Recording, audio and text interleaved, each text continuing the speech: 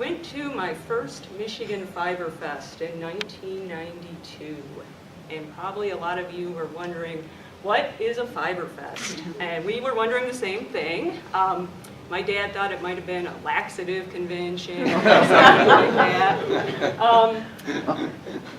It would be an understatement to say that the experience didn't transform our lives. That first year, we brought home a bag of raw sheep's wool and 2 drop spindles. And the following year, we just spent the whole year, we couldn't wait for our return trip back to Michigan. The next year, we bought a spinning wheel, we took classes, and we brought home an Angora goat in the back seat of my dad's brand new car. Needless to say, he was not thrilled with us. In the following year, we continued to accumulate animals. We bought sheep and llamas and Angora rabbits, and we were truly on the path to fiber HD double hockey sticks. Not good. But the saga continues. My mom has now made it her career. She runs her own fiber arts business, and I use wool as a primary ingredient in my artworks.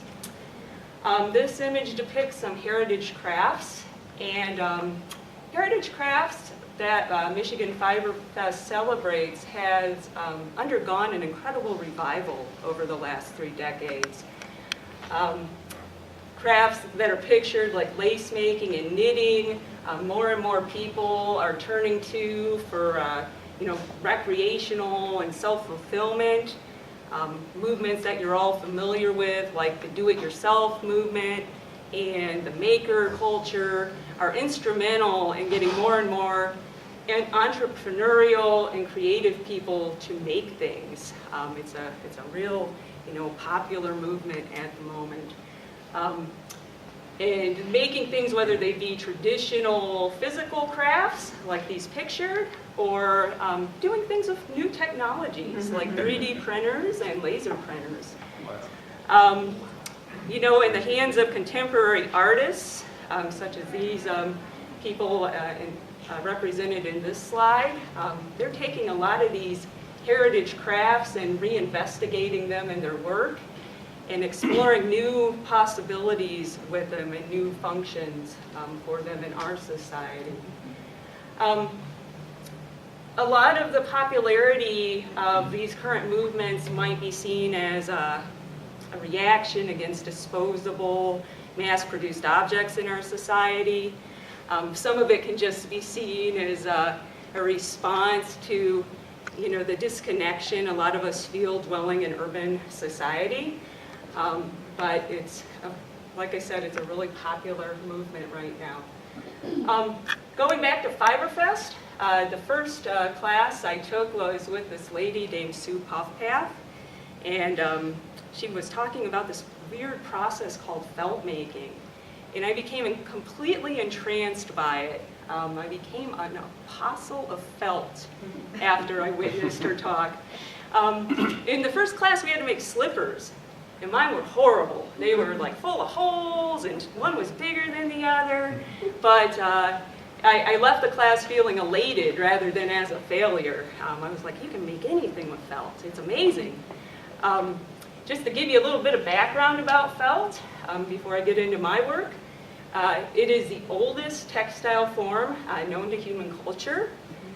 It's also the simplest to make. It only requires moisture, a source of animal fiber, and agitation. The nomadic tribes of Asia would make felt by laying out colorful layers of sheep's wool, and then they would sprinkle it with horse urine because it was a very arid region. And they would drag them along behind their horses, and the felt would compact due to the agitation, and it would make that durable fabric. A lot of legends, as depicted in this slide, are out there that explain the history of felt. One involves the patron saint of travelers, Saint Christopher. On his journey home from the Crusades, his feet hurt, so he put wool in his sandals, and through his walking and the sweat of his feet, the sheep's wool compacted and made felt. We now know that felt actually predates this by several centuries. some of the oldest artifacts are dated from like 9,000 BC, so it's really quite an old textile technique. It's still used widely in our culture today for clothing and hats and different household goods. But it was at its height in the 1800s when beaver hats they were an economic driver and a real status symbol. The term Mad Hatter stemmed from this time because they used a mercury solution to open up those scales on the fiber shafts. So the poor felt makers would go mad from working with such a toxin. Now quickly getting on to my felt and my works.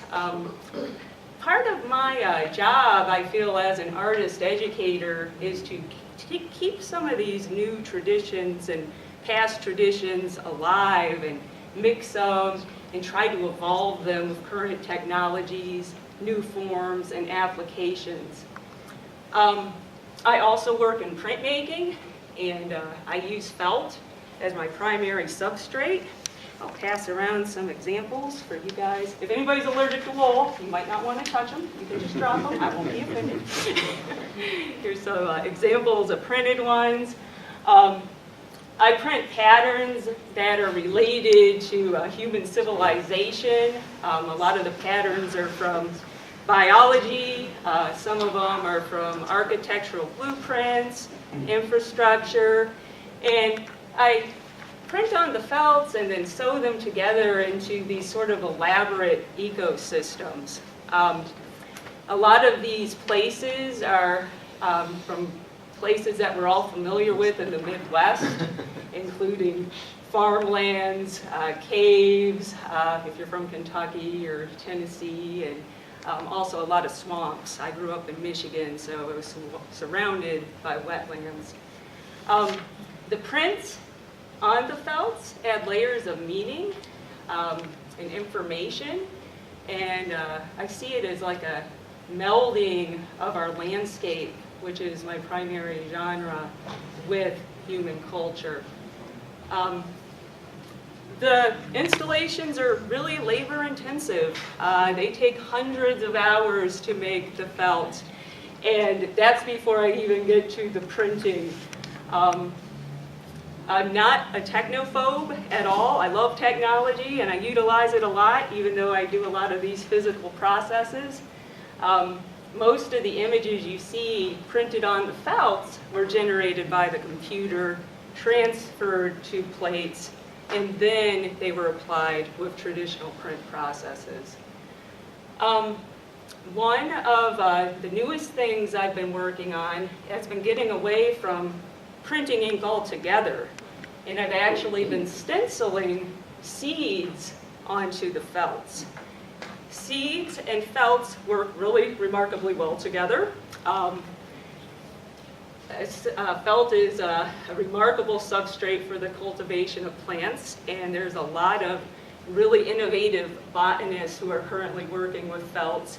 Probably some of you have seen those living roofs, but it's a great way to utilize and grow plants in a tight urban location.